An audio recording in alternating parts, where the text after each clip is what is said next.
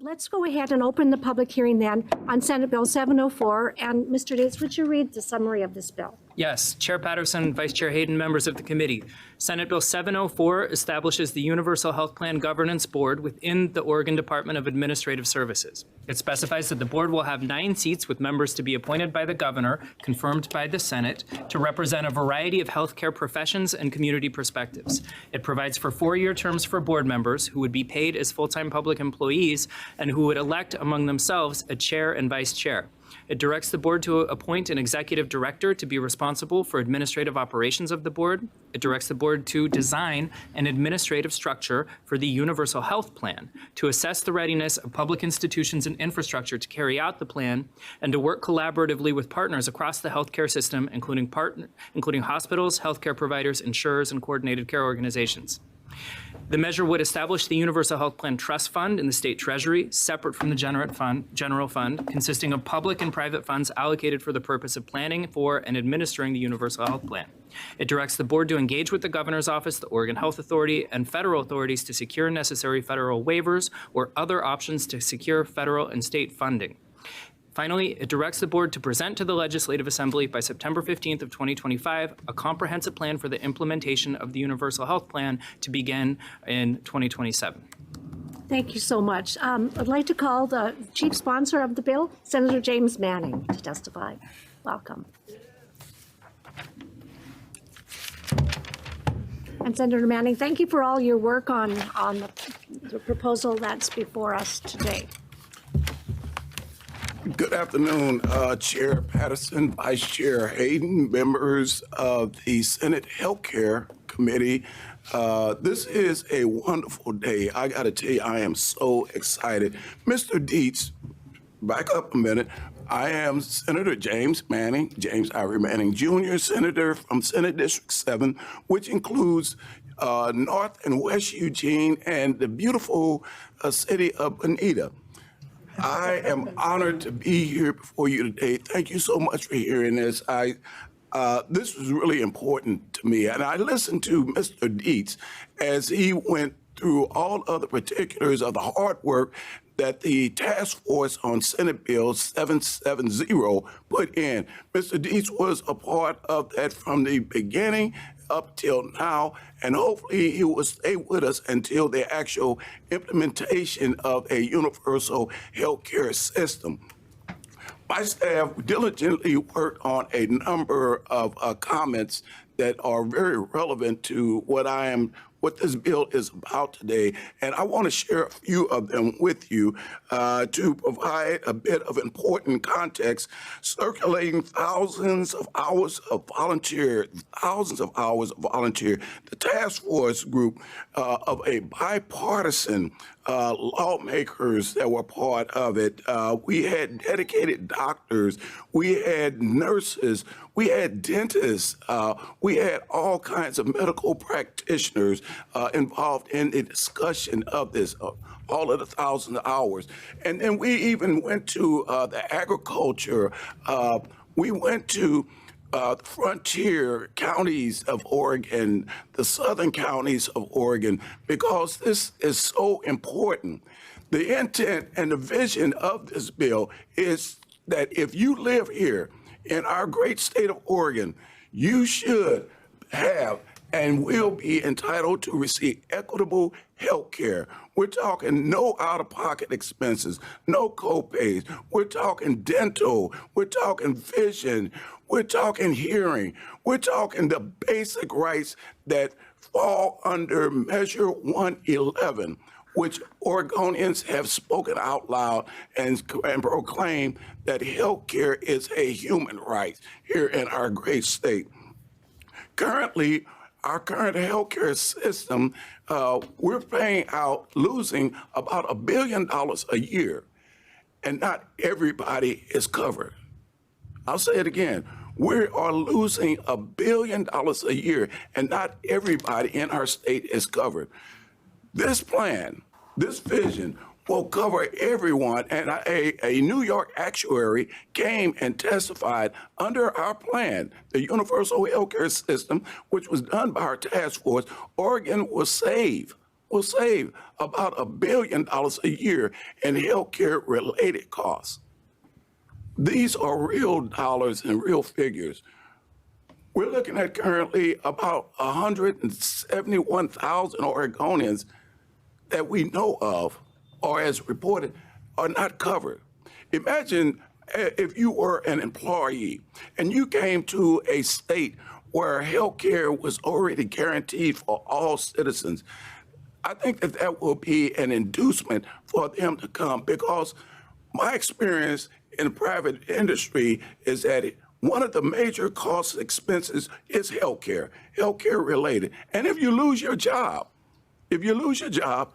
most often you lose your healthcare. What happens if you have a healthcare system that regardless is there for you because you're Oregonian? Your dental needs, your vision screening. I've spoken with legislators in Washington, California, Alaska, Hawaii, and I shared this vision of a West Coast universal healthcare system. Some have made attempts to do that, but Oregon is a leader in progressive moves, specifically when it comes to caring for our friends, neighbors, and those less fortunate. I won't take up any more of your time. I know you have a lot of people to talk, but this is an important step towards the realization that healthcare is a human right, and we all play a major part of this. Colleagues, I urge your strong support, and by the way, the bill is out there. Please sign on. You can co-chief sponsor it with me or regular sponsor, but I think it's the right thing to do.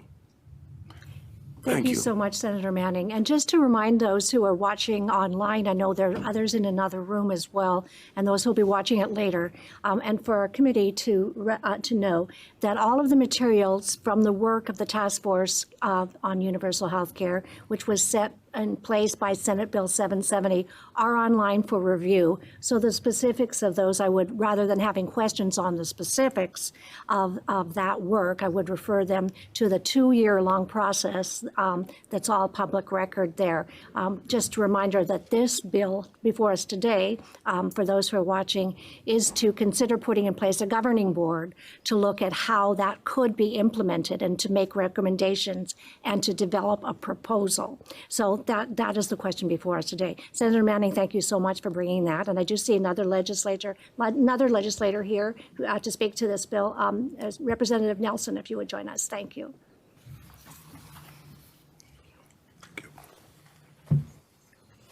Afternoon, Senator. Afternoon, Representative. How you doing? Just hanging out.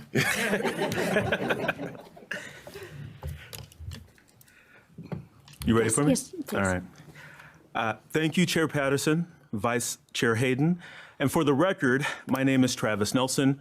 I am the state representative for House District 44. I'm a registered nurse and a past vice president of the Oregon Nurses Association. Committee members, I am here today in support of Senate Bill 704. This bill would build on the work done by the Universal Healthcare Task Force and would continue the mandate passed by voters through Measure 111.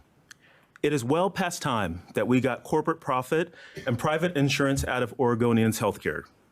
What providers and treatments are available to us shouldn't be determined by commercial bottom lines. The United States is a world leader in more ways than we can count.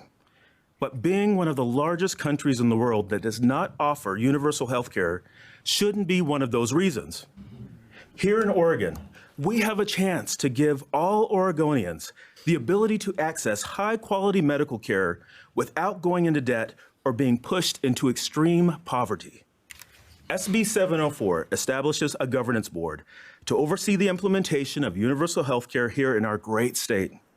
Our constituents want health care that doesn't break the bank without having to sacrifice on the quality of services that they receive. This board would be tasked with building out the framework that the state's proposed universal health care plan, including the financing. Committee members, this bill is not asking you to decide on how universal health care will roll out in our great state, nor to determine the intricacies of it. This bill is only establishing a board of experts to begin that work that Oregonians have said that they are supportive of at the ballot box. The last 3 years have seen an incredible strain on the lives of our constituents, from inflation and the rising costs of living to a pandemic that burdened families and healthcare capabilities alike. Many families have to spend an exorbitant amount of their monthly paycheck just to cover the monthly premium for a healthcare plan. And that's not including the copays, the prescription costs, the deductibles, and other out-of-pocket expenses that factor into one urgent care visit.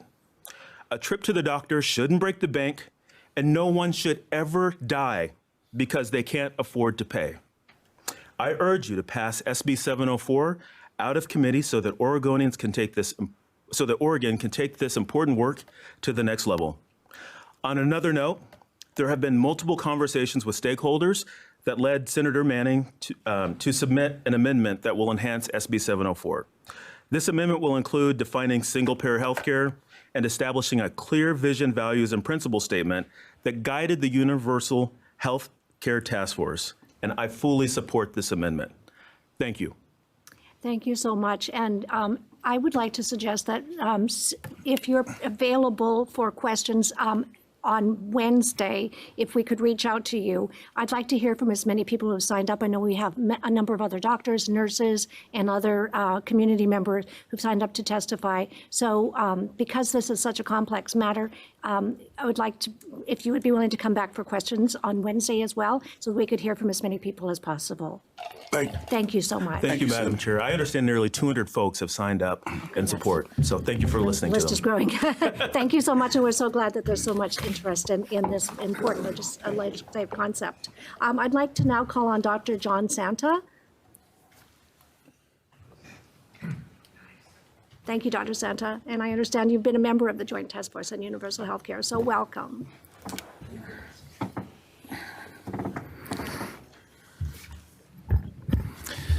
Chair Patterson, Vice Chair Hayden, members of the committee. My name is John Santa. I testify in support of SB 704. I do so as a member of the Joint Task Force on Universal Care. I'm a retired physician and health administrator. I'm a volunteer board member of the Oregon Health Policy Board. Over 46 years, I've worked for 15 healthcare organizations. During that time, I've been part of multiple efforts to improve market-based approaches to healthcare. Improvements in cost and quality have been difficult to sustain. 4 years ago, when the opportunity to volunteer on the task force presented itself, I felt it was time to seriously consider other alternatives. I chaired the governance work group. I spent a lot of time understanding Medicare. I learned how substantial administrative expenses have become. I won't go into how hard we worked. Senator Manning has. This was hard work, thousands of hours.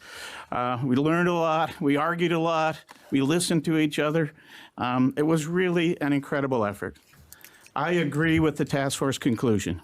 A single payer plan, federal or state-based, is feasible. A plan that costs less and delivers more care for all Oregonians. Quality, efficiency, and equity will improve. The governance board would create a plan that would not depend on employment, allowing businesses to be far more efficient by focusing on their business. Both employers and employees would have more options, flexibility, and portability as their needs evolve throughout the relationship.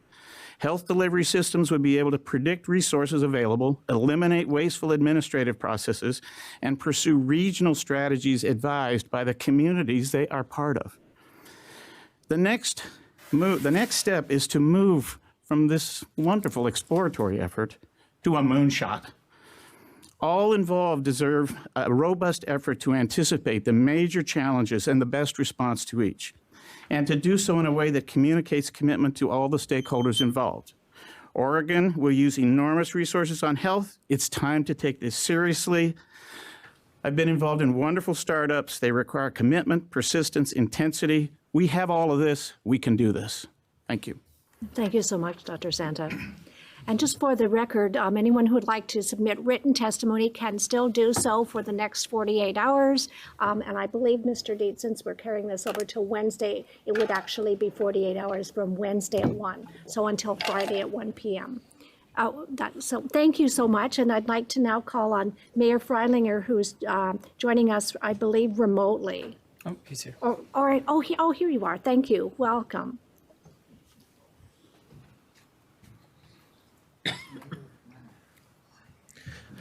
Thank you, Chairperson and members of the committee for this opportunity to speak. I am Jason Freilinger, Mayor of Silverton, Oregon. I will also point out, to start off, that the City of Silverton unanimously passed a resolution in 2017 supporting an effort to go for health care for all Oregonians. I like to talk about, I was presented to this committee before and in the past years, and I like to focus on a separate issue that might not get as much airtime as I think it should, because when it gets to the time for this to actually get voted on, I think it is going to be an important issue. Before being mayor, I was a small business owner in Silverton for 7 years. And prior to that, I worked in the corporate world. And one of the things that was astronomically amazing to me was the extreme difference in cost for me as a small employer to be able to employ my small staff in comparison to what my corporate entities used to have to do. When I left T-Mobile, they were paying $400 a month for all my staff to get insurance per person. And when I tried to open a small retail outlet, it was $850. Now I'm not a small business owner anymore, actually partially because of healthcare. But I still have counterparts who have small businesses. And, right now I work for MAPS Credit Union, and they pay $465 for my medical insurance. My counterpart that has 5 or less employees is paying $1,300 a month for comparable coverage. So what I would tell you is, universal health care is an economic benefit in a lot of ways. You're going to have a lot of people talking about a lot of very important reasons why we need this.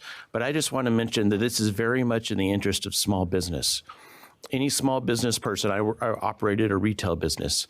Amazon's big distribution center here in Salem is paying $400 a month for health coverage, whereas I would be paying $1,300, and that's my competition. So thank you for your time.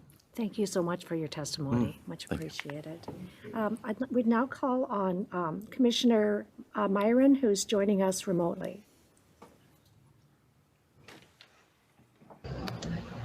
Thank you so much. I don't see myself, but hopefully you can hear me. Yes, we certainly can. Welcome. Great. Thank you, Chair Patterson and members of the committee. I'm Sharon Myron. I'm Multnomah County Commissioner. I am also a practicing emergency physician, and I was the Association of Oregon Counties representative on the Universal Healthcare Task Force. I'm testifying in very strong support of Senate Bill 704.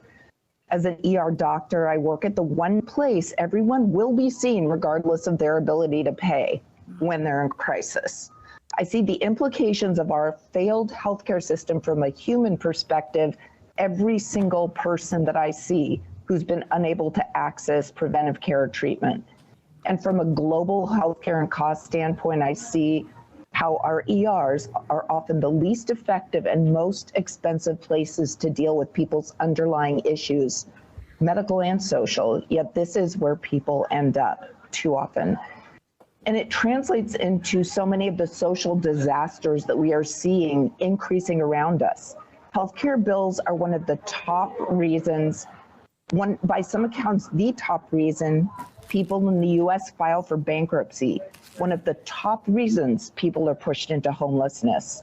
Our fundamentally flawed healthcare system is breaking under the strain of its own inefficiency, complexity, and costs. And it would be hard to design a system that is worse for delivering healthcare than what we have. We could theoretically live with it if it worked, but it doesn't work, and we literally cannot live with that. Real people are paying the price with their health and their lives. Our Multnomah County Board of Commissioners unanimously also adopted a resolution in support of legislative action to achieve universal health care access last year, because we're like the ER of government. We're the front line of government, and we see our most vulnerable, marginalized, and underserved residents suffering and dying under the crushing weight of our dysfunctional healthcare system. and we see the cost to taxpayers that are ever increasing because of our healthcare system's inane systems of complexity and cost. The healthcare. Commissioner Meyer, we're almost out of time. Okay. Oh, thank you. Okay, I'll finish right now. Our system doesn't deliver access or quality of care. It doesn't deliver equity. I urge you and beg you to please adopt Senate Bill 704 to pass it out of committee.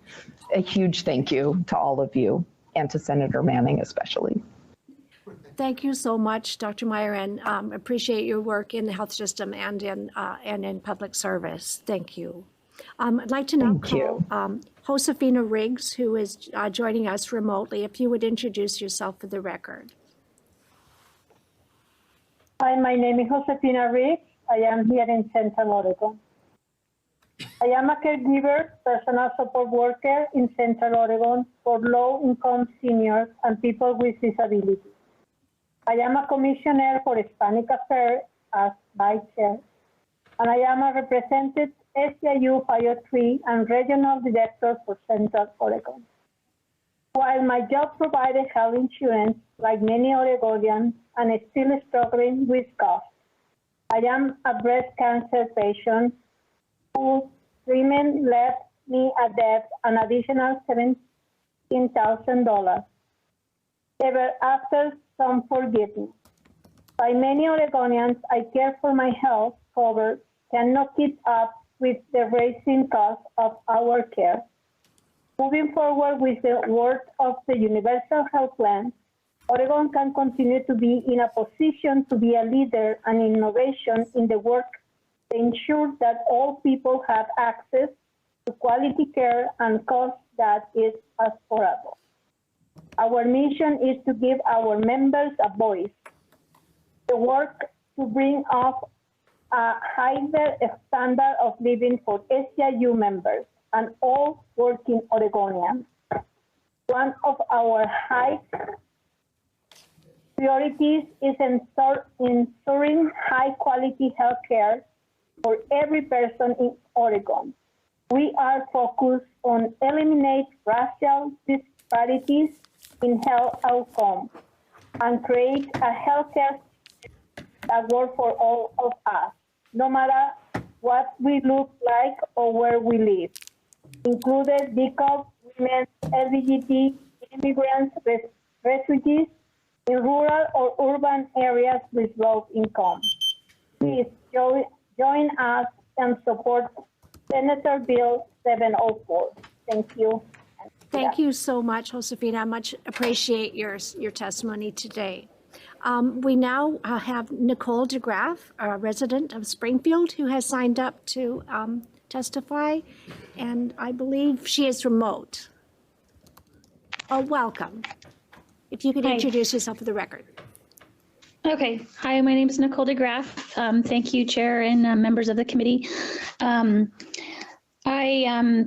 I know this is about the governance board, but I oppose the governance board for the reasons I oppose universal health plans. I feel pretty passionate about this because I lived in a country with socialized medicine. And when it really mattered, my family and I struggled. I suffered. I had an ectopic pregnancy. I wasn't assigned a doctor in the hospital. And it wasn't until another patient told me because I had private insurance, being American, I thought that's what you do. So we went and got private insurance. And she said, "What are you doing at the public hospital? There's a private hospital down the road." And I'd been languishing in the hospital with internal bleeding for about 4 days. So I've seen the lack of care, the lack of choice. My son, for another reason why I oppose this, is the wait list.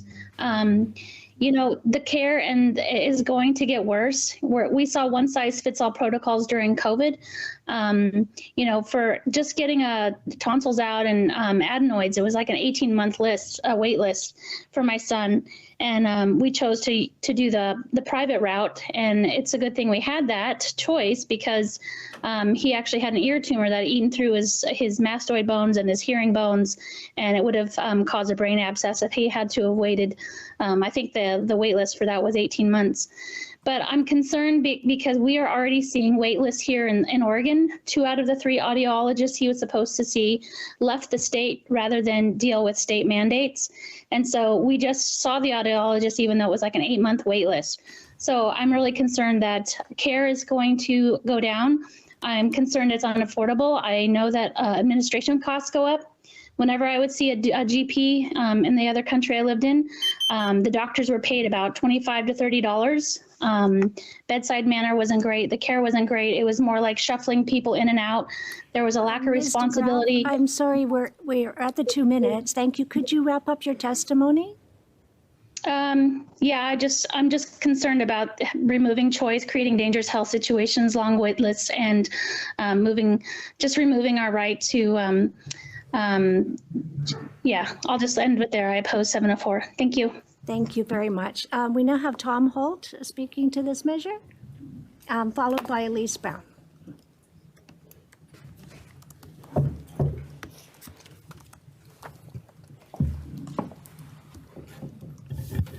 Chair Patterson, members of the committee, for the record, Tom Holt here today on behalf of the Oregon Association of Health Underwriters.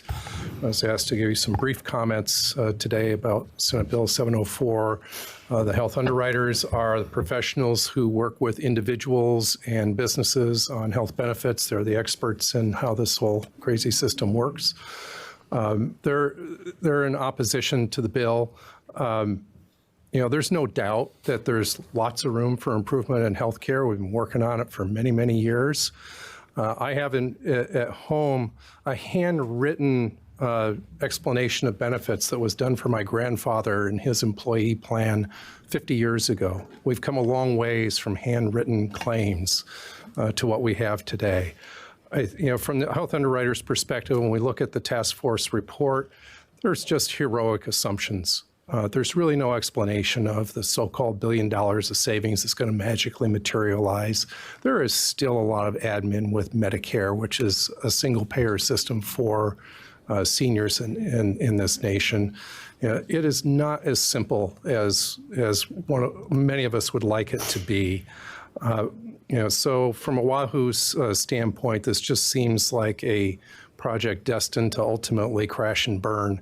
And we would recommend that efforts be placed more on the incremental improvements that we can all make together in the system with the state and the private sector working together, as we have on many projects in recent years. With that, I'll close my comments. Thank you. Thank you.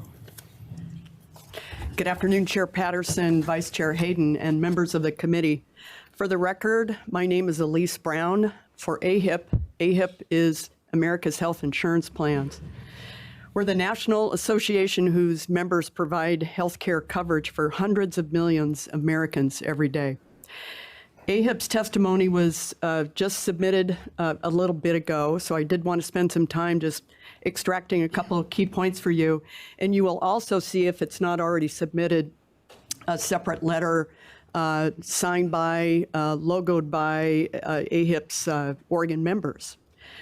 AHIP respectfully opposes Senate Bill 740, which establishes the Universal Health Plan Governance Board and directs the board to implement a single-payer universal health plan. Implementing the system envisioned in Senate Bill 704 would mean higher taxes for hardworking families with no increased access or quality of care for patients. Since the passage of the Affordable Care Act, Oregon has come closer than ever to achieving universal coverage. According to Kaiser Family Foundation, Oregon's uninsurance rate is at 6%. Just last year, Oregon took a bold step to provide even more residents with affordable coverage by establishing the Basic Health Plan.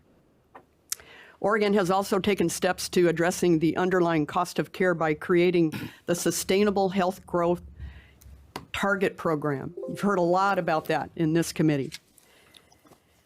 AHIP and its members stand ready and willing to pursue efforts to ensure that the upcoming Medicaid redeterminations and the implementation of the Basic Health Plan goes smoothly. That work is going on right now. We're eager to work with the state to help the remaining uninsured Oregonians enroll in the appropriate coverage. But a complete overhaul of the healthcare system now is the wrong approach. States that have implemented or enacted statewide run programs have found it impossible to run. Just calling out the state of Vermont, I have lots I can tell you about that and what happened in Colorado. So look for additional time and maybe with each of you to explain some examples that haven't worked. Thank you. Happy to answer any questions. Thank you so much for your testimony. Is this Chuck Shekadoff? And thank you so much, Mr. Chuck Shekadoff. And we'll be followed by Tom Sinsick and then Dr. Trevor Phillips. Madam Chair and members of the committee, my name is Chuck Shekatoff. I am a resident of Silverton, Oregon, or just outside of it. And I was appointed by the Governor Brown to be the public representative on the task force. I'd been on other task forces before, but one other legislative created one, and I can tell you that I wholeheartedly agree with Dr. Santa's observations about how hard we worked. It was amazing how much I didn't realize that was what I was getting into. At our very first meeting, as we were talking, everybody was talking about what they hope to get out of it and whatnot. I commented that I hope our report doesn't collect dust inside computers on bookshelves or in the cloud. And it's nice that this bill's coming forward and that's not happening. I am convinced that we can do this.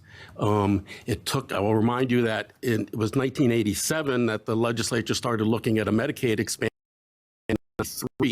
When it got approved by the Clinton administration. It takes time, but it can be done. It's going to need some waivers to do it, and it's going to also, there's some waivers which would make it easier to do, but that aren't necessary, absolutely necessary. But we can get those waivers and get it done. I'm convinced we can do it for less than the actuaries that we used if the actuaries deal with both the embedded inefficiencies in the current system and the embedded greed in the current system. And I'm like John DiLorenzo. I believe we need universal health care for the business community, as my mayor earlier today testified to. I think it's vitally important, and I'm happy to answer any questions you may have. Do we get any questions? Or are you holding on? We've got so many people who got enough questions on Wednesday. Just a reminder that we will be carrying this over. We will have time for committee questions on Wednesday. I'd like to try to get through as many people today as possible. So thank you so much. I'd like to call Tom Sinsick, followed by Trevor Phillips. Is Dr. Phillips here in person? Okay. Welcome. Dear Chair Patterson, Vice Chair Hayden, and members of the committee, my name is Tom Sinsick. I'm a retired family nurse practitioner and serve as a volunteer in my role as president of Healthcare for All Oregon. Part of our mission is to achieve adequate, affordable, equitable care. These are visions of this state, and we are much in line with those things. You've heard many things today. What you just heard was the system is crazy. We agree with that. The problem is that it's solvable, unsolvable based on incremental is not what we agree with. We've been doing incremental in a good way. Now we can do the healthcare transformation. You've heard many things, and you're going to hear a lot more. This is a time to remember that the people of Oregon have spoken to making access to healthcare a constitutional right. Each of you on this committee now has an opportunity to put Oregon on the path to meeting that obligation by moving Senate Bill 704 forward. This also represents a crucial component of Oregon's goal to achieve health equity by 2030. In addition, I hope you have gotten a chance to read the nearly 200 pieces of testimony in support of this bill. This is compelling testimony from all over the state saying we need healthcare transformation. Last look, there was very, very little opposition. It's no surprise about the opposition we've just heard. In my testimony, both oral and written, I expect that you will listen and carefully hear about the consequences of this so-called system. The burnout of providers, the unbearable and unaffordable cost, the yoke on entrepreneurs, those with stories of stress and medical debt for the many that are underinsured. Insurance is not guaranteed health care. Okay, struggles with navigating complexities when they need the care the most. Stories of delay and denial. Denial by hospitals. We've heard some recent reports, okay? I am sure that each of you agree that we want to end provider burnout, relieve businesses of the burden, free the yoke of entrepreneurs, and finally control healthcare costs and make it truly affordable by all. Be sure that everyone gets the care they need when they need it. Give the testifiers a careful listen and honor the will of many Oregonians, please.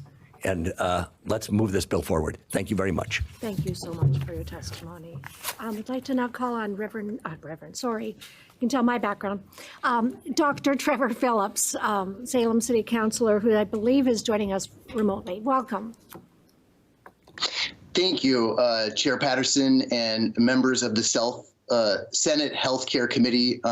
My name is Trevor Phillips. I am testifying today in my individual capacity as an active board-certified emergency room doctor who has practiced in Salem, Oregon for the past 15 years. I have cared for more than 30,000 community members during that time. I am testifying today to emphatically support and request that you pass out of committee Senate Bill 704. There is a simple truth. More people need better health care.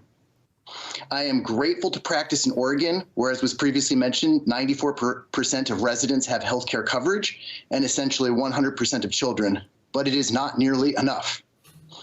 I routinely care for patients who ration their care and avoid taking potentially life-saving medications or delay critical procedures due to cost concerns. I have seen these harms all too frequently. It feels like we are living through an unraveling of past healthcare models and coverage. Across this nation, seeing patients in emergency room hallway beds has become normalized. All too frequently, critical resources like inpatient beds are completely utilized, and there are wait lists that become closed. This impacts all of us by delaying care for everyone. The status quo of 3 to 5 years ago will never return. We need significant improvements like Senate Bill 704 to meet this moment in our history. Please vote yes for this life-saving bill. Help all of us on the front lines of healthcare provide the best possible care for our patients. Oregon must build and codify and enshrine into reality that healthcare is a fundamental right for all. Thank you for your consideration. Thank you, Dr. Phillips, for your testimony today. We'll call on Kate Pfister-Minogue, joining us remotely from LeGrand. Oh, in person. Oh, my gosh, from LeGrand. Thank you. Even more impressive. 300 miles. Thank you. Welcome. Thank you for this hearing and the opportunity to speak. I'm a nurse practitioner, and I've been in nursing for over 45 years. I've worked in hospitals. I've been in hospital administration. I've worked emergency room.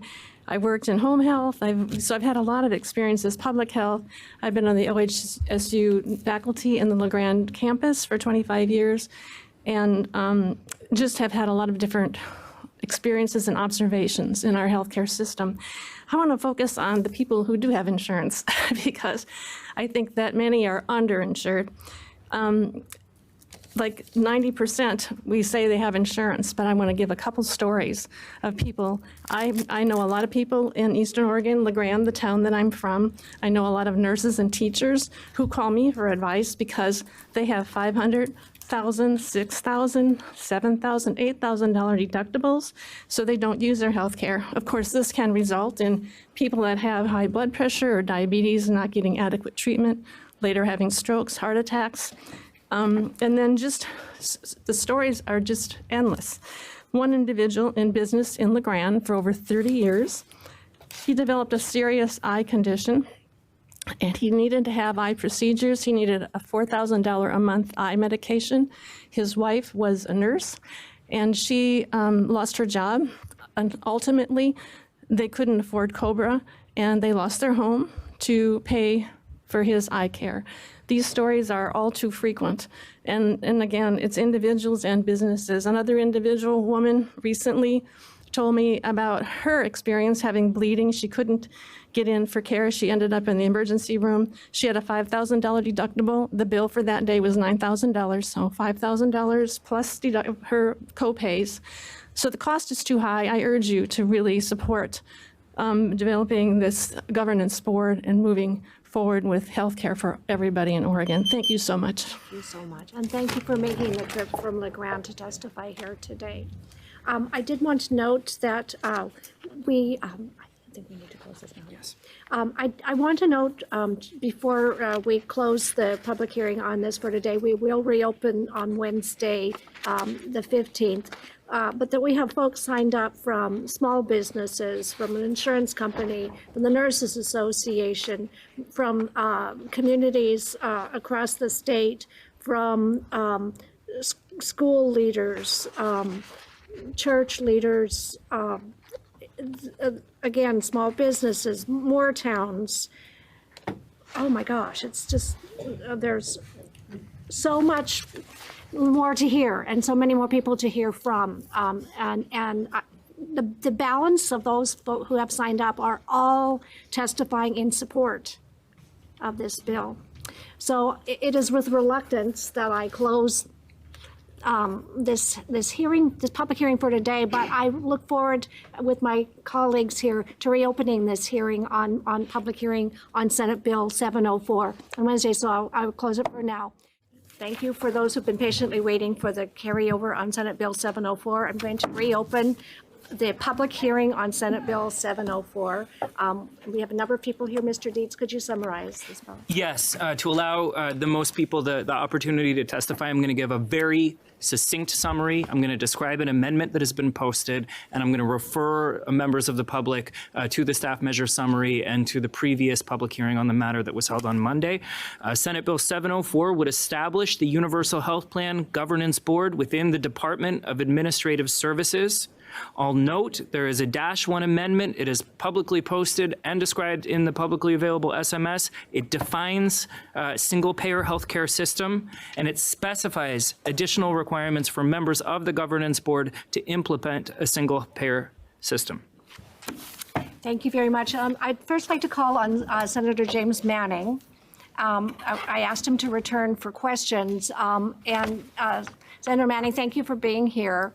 My question to you is to ask the question, this bill, am I correct in my understanding that this bill would create a governing board to create a proposal to look at the logistics of how a universal healthcare system could be created, and that it would be up then to the legislature to decide whether or not to move forward with that proposal? Is that correct? Senator James Manning here, Senate District 7, which includes North and West Eugene and Veneta. Madam Chair, you have perfectly described what Senate Bill 704 does.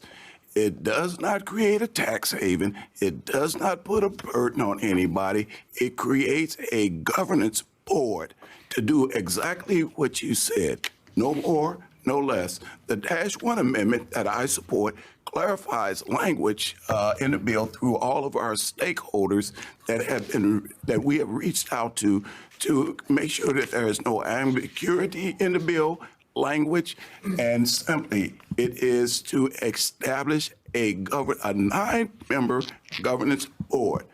I've been hearing a lot of things about numbers and costs and things like that. It has nothing to do with establishing a governance board of 9 people. As you said, thank you for speaking the actual facts of what the bill does. And follow-up question is that the governing board, in my understanding, would have a cross-section of representation. Could you speak to that? The governance board will have a cross-section of representation to include professional medical folks and everyday folks. So we're talking 9 members that will be related to certain healthcare areas and stuff. And then we will have another 4 members that are most commonly called at large, everyday folks that have concerns. And mostly I ask and hope that most of those members will come out of the task force that just completed the work and submitted for a governance board.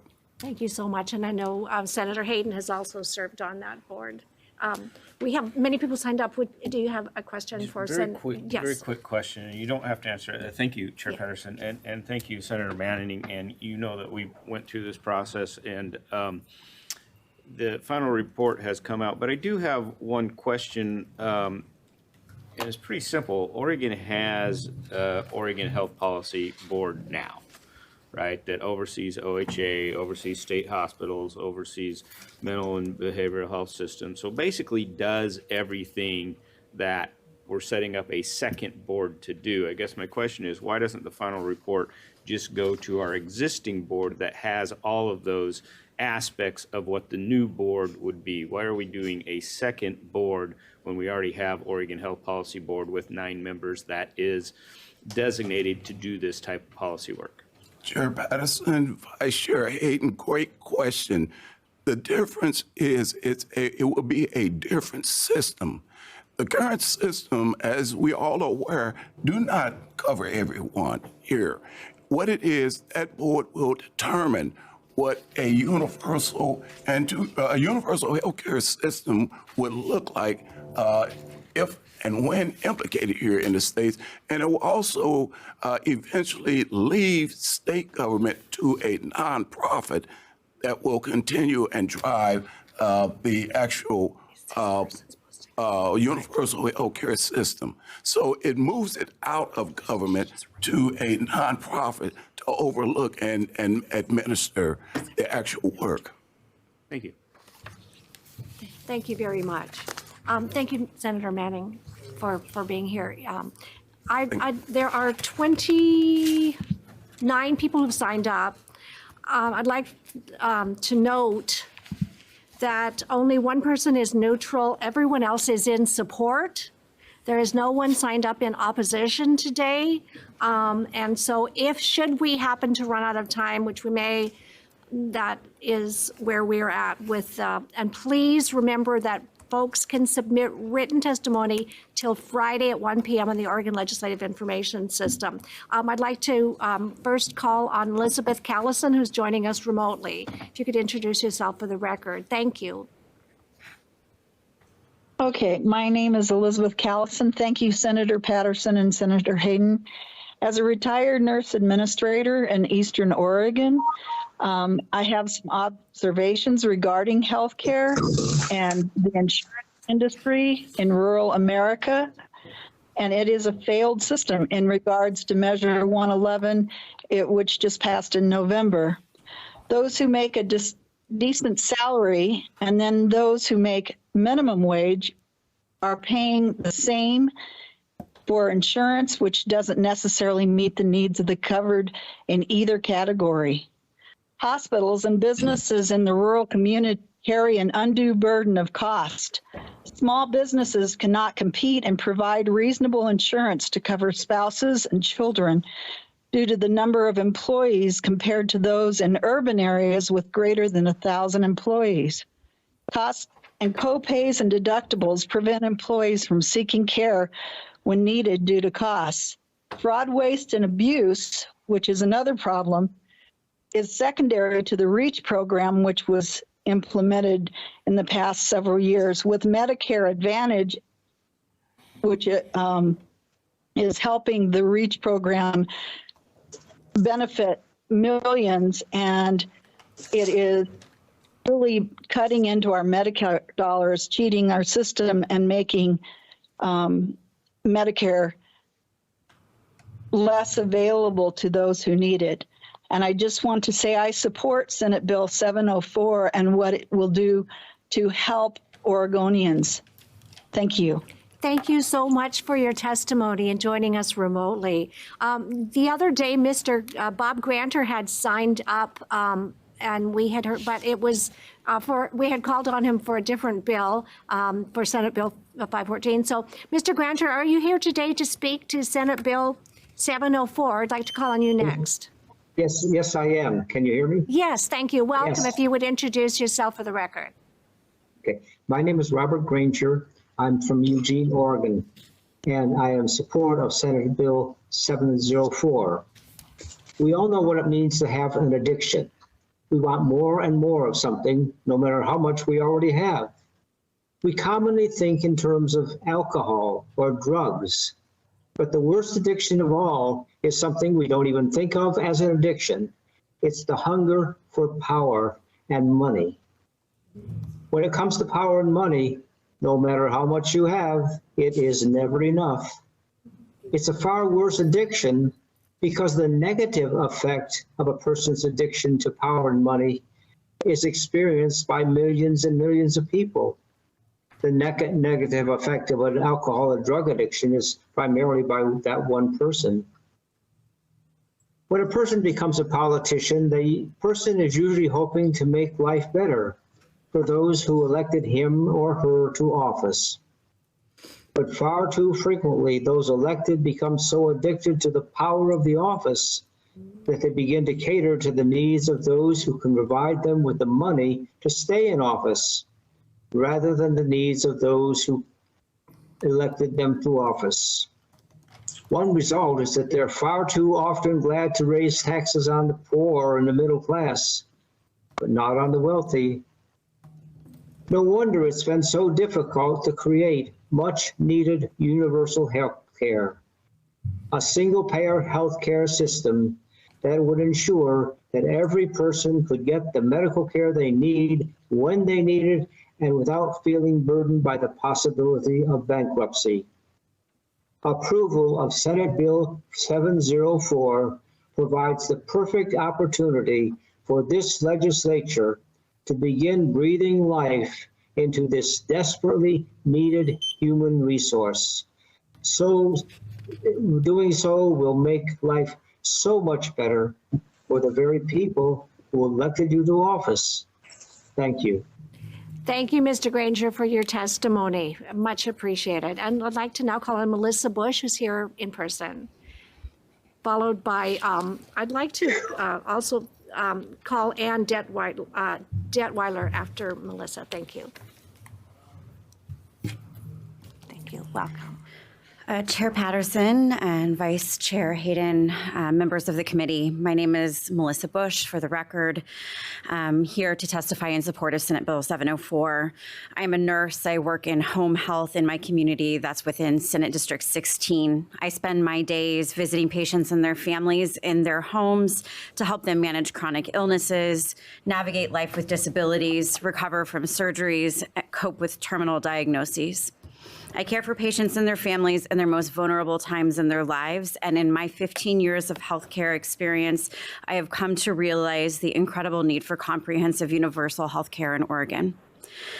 As a nurse, both in community-based care and in the years that I served in the hospital, I have seen countless patients of all ages, backgrounds, and socioeconomic statuses that have delayed care or deferred care due to the concern over costs that they would incur.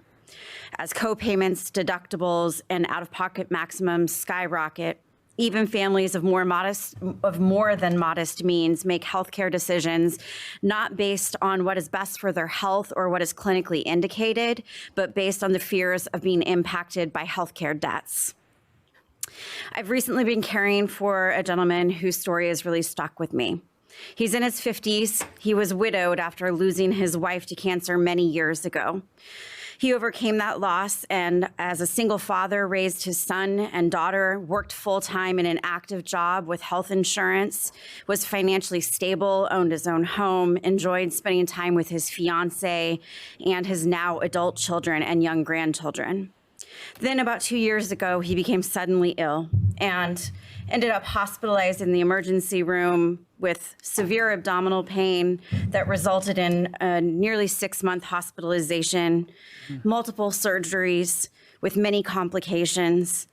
And I came to know him when he was home after 3 months of rehab, after the 6 months in the hospital, severely debilitated and just trying to get his life back together. During this time, he was unable to return to work, not yet qualifying for any kind of disability benefits, and far over income for any kind of financial or healthcare assistance. He and his fiance separated. His adult son was struggling to continue to work while helping to care for his dad. And my patient shared with me that he had wiped out his savings account. It was down to only $1,000 left to his name. His only saving grace was that he had an inheritance that came to him from his father who had just passed away. But he spent nearly $100,000 of that entire inheritance to pay off his medical debt. Some would say that he was lucky because he had the ability, But the reality is many folks end up forced into bankruptcy or lose their lives to avoidable illnesses and complications that could have been avoided if they would have just sought hospitalization in the first place. I'm wrapping up. As Oregonians, is this really how we want the residents of our state and your constituents to spend their hard-earned dollars, or worse yet, lose everything that they have? We can do better. We have to do better. I strongly urge your support of Senate Bill 704 so that we can work towards an affordable, equitable healthcare system to meet Oregon's constitutional obligation and Oregon's goal of health equity. Thank you. Thank you so much. I'd like to call Ann Detweiler is joining us. Are you here in person or remotely? Then we'll continue and we'll come back to Ann if we can, if we have time. Would like to call on Dr. Michael Huntington from Corvallis. Thank you.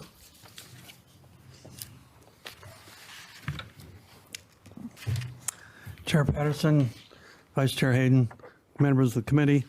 For the record, I'm Michael Huntington of Corvallis, speaking in favor of Senate Bill 704 and on behalf of Mid-Valley Healthcare Advocates, representing 1,800 advocates in Linn and Benton County. For 35 years, I was a radiation oncologist and was the director of Samaritan Regional Cancer Center in Corvallis until 2006 when I retired. I loved my work at the Cancer Center. I enjoyed getting to know patients and helping them through difficult times. But the most distressing thing for me was realizing that many patients avoided care, sometimes waiting months because they feared what health care might cost them. They would wait until a crisis would force them to come to the emergency room. Then they would find out that they had advanced cancer. Some would even then refuse treatment because of projected costs. Every day, Oregonians choose between food and medicine and health care. Last week, I witnessed the Oregon Health Policy Board discuss the redetermination of Medicaid eligibility for thousands of Oregonians. Workers will spend months assessing who qualifies, who deserves care, and who doesn't. Track the people down, deliver the news, and for many, it will be bad news. I support Senate Bill 704 so such routine and costly exercises will end. Oregonians will no longer have to spend down to the poverty level to pay for health care or to qualify for it. They won't have to avoid earning more than $27,000 for fear of losing Medicaid and access to health care. Please approve Senate Bill 704. Thank you so very much. I'd like to call Shannon Salvador, who is joining us remotely, followed by Charlie Swanson.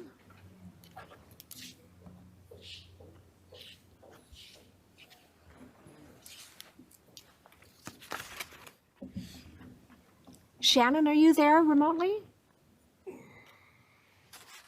Let's continue then. Is Charlie Swanson here? We'll continue. Yes. Oh, thank you, Shannon. Oh, Charlie, hello.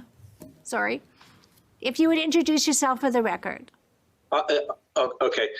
Chair Patterson and Vice Chair Hayden and members of the committee, I'm Charlie Swanson from Eugene, and I'm speaking on behalf of the more than 100,000 registered Democrats in Lane County and all of the others who envision a healthcare system that provides us more freedom.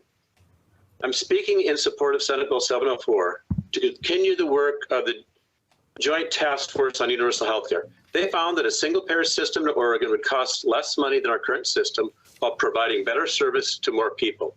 A single-payer system would change much of the financing from premiums and out-of-pocket expenses at the time of care to a smaller amount, paid as you are earning money. Imagine what that would be like. No health care bills, no confusing plans or restrictive networks, one quality plan for all of us for our whole lives, free to have the job we want, not just the job that provides health insurance. All of us would be free to see our own doctors and receive the best care for our family when we need it, not just when we can afford it. We won't have to put off seeing our doctor or dentist or therapist and risk getting sicker or in greater pain or less able to function in society. We'll be free to get the care that our doctor or dentist or therapist recommends without worrying about how we are going to pay for it. We'll have freedom from financial worries about getting health care, the freedom to be healthy. To make this freedom a reality, we need to pass Senate Bill 704 with enough funding to do the careful planning necessary to design a single-payer healthcare financing system with a single risk pool, single provider network for all Oregon residents, a system with enough transparency and public oversight to ensure that healthcare facilities are sited in locations most suitable to benefit the communities that need service, not where the most money can be paid. We can do this, and the freedom from worry alone will do a lot to help our health. Thank you so very much. And I'd like to note your testimony was 1 minute and 59 seconds. Thank you. Thank you. I'd like to call Richard Walsh, followed by Peter Lee.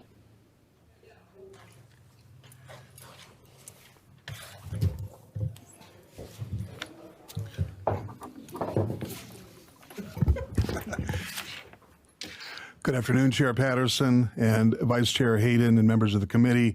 My name is Richard Walsh. I'm a resident of Kaiser, Oregon. I'm also a small business owner. I have 8 employees. I can testify quite a bit about all the burdens on small business regarding the current system and the premiums and the paperwork and the hassle and the time it takes to deal with. But there's other people that have testified to that. I could also testify as an attorney who's represented thousands of injured workers, injured Oregonians against insurance companies over the last 30 years.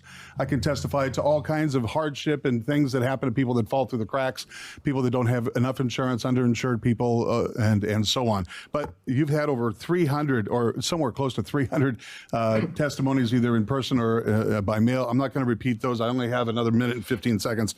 I want to say something that nobody's talked about yet, and that is the disturbing loss of freedom that we have as a result of the current system.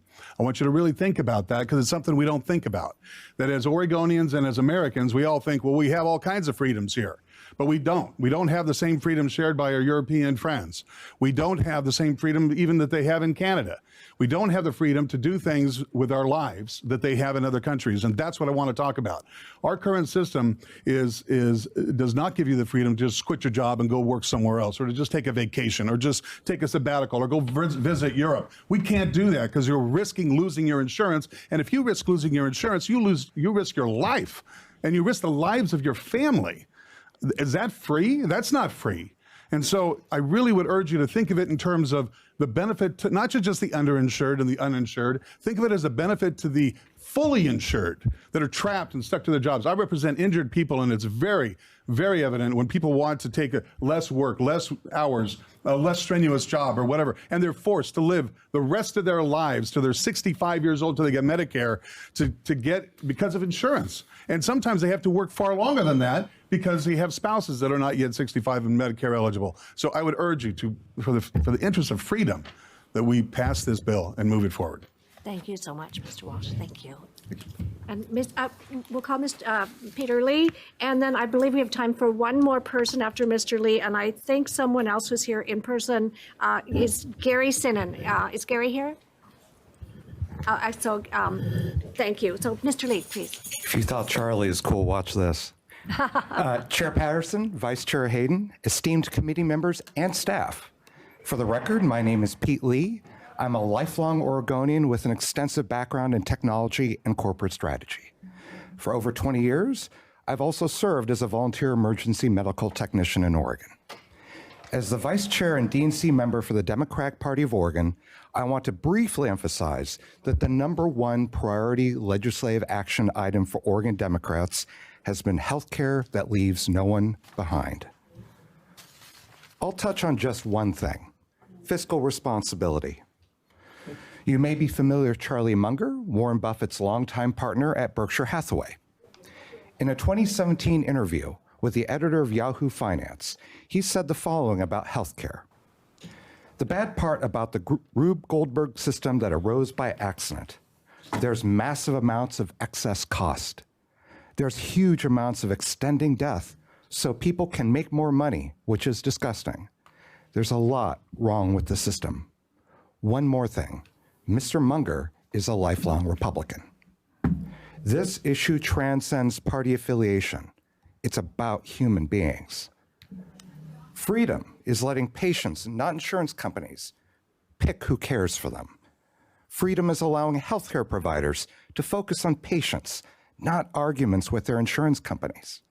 Freedom is making compassionate mental health care available in urban, rural, and frontier Oregon. I urge all committee members to pass SB 704. I sincerely hope that you, your families, your communities, and the communities you serve remain safe, strong, and resilient. Thank you all for the gift of your time. Thank you very much for your testimony. And Gary, is Gary Sinan here in person? No, then we'll call one more person who's here. I thought I saw Pamela Lyons Nelson, and then we'll close our meeting. So welcome. Thanks to all who traveled here to testify, and thanks to all who patiently waited remotely as well. Good afternoon, Chair Patterson and Vice Chair Hayden, and members of the community. I'm Pamela Lyons Nelson, and I'm the head of the Healthcare Task Force of the Episcopal Diocese of Western Oregon. And that is the Episcopal Diocese has 15,000 members in 70 churches in it. It's a considerable group of organs. This is in regard to our overwhelmingly demonstrated support for publicly funded universal health care. We see this as one of the most highly effective ways we as Christians can live out our commitment to, one, serve and heal the least of us, Matthew 25, and two, love our neighbor, the Good Samaritan story, which is actually a health care delivery story, access and delivery story, if you think about it. So this is, all of us need health care, and this is one of the ways that we choose to live out our baptismal and our confirmation vows. Okay. 6 years ago at annual convention, our delegates, which are chosen by the people in the pews, not the clergy, 6 years ago, we enthusiastically approved a resolution put forward in our diocese that resulted and paralleled 770, SB 770, which passed, thank God, with no dissenting votes and one abstention, wildly enthusiastically. That allowed us to support single-payer universal health care and work with Healthcare for All Oregon, a 501c3, for implementation. We are solidly in line with our national church's positions and resolutions. We travel around the state to educate our 15,000 members in regard to the, one, deep scriptural, moral, and pragmatic base of the resolution. Two, the high levels of racial, ethnic, and class exclusion from needed health care due to lack of insurance and underinsurance. Three, the abysmal ranking of our country's healthcare outcomes among the world's wealthy, democratic, high-tech nations, like longevity, death from treatable causes, infant maternal mortality. Dr. Lyons Nelson, I'm sorry if you could summarize. Thank you. Okay, thank you. Oh, thank you so much for your testimony. Thank you. Thank you. And I know that we're out of time and we've lost some of our committee members already. So thank you very much. We will go ahead and close our public hearing on Senate Bill 704.